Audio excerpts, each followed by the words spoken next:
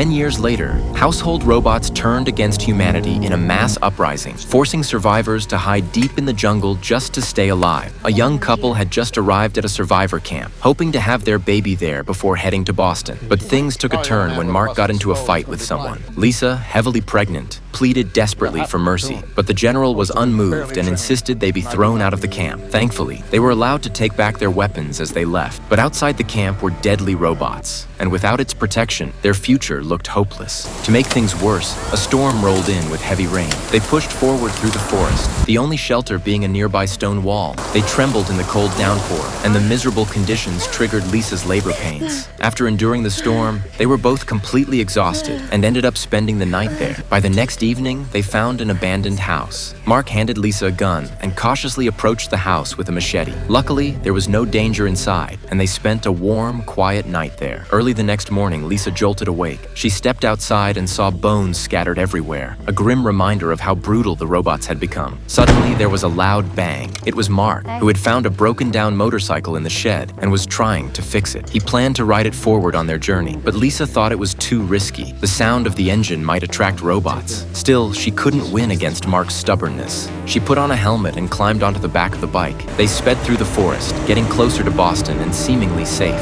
They stopped to rest, and Lisa soaked her feet, enjoying a brief moment of calm. But when she turned around, she noticed someone watching her from a distance. As soon as Mark looked, that figure suddenly sprinted toward them. They jumped on the bike and tried to escape. It was a close call. The figure chased them without falling behind, which could only mean one thing. It was a robot. More robots started swarming in. Lisa raised her gun and fired, but it had little effect. The robots returned fire, shooting at them, and just as they tried to pull away, drones appeared overhead in pursuit.